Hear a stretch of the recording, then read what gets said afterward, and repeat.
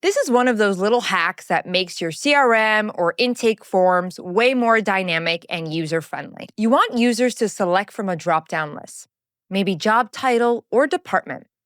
But what if the right option isn't there? Today, I'm going to show you a clever workaround using workflows that lets your form dynamically add new labels into a drop-down column without ever touching the board. Let's say your form asks for someone's title.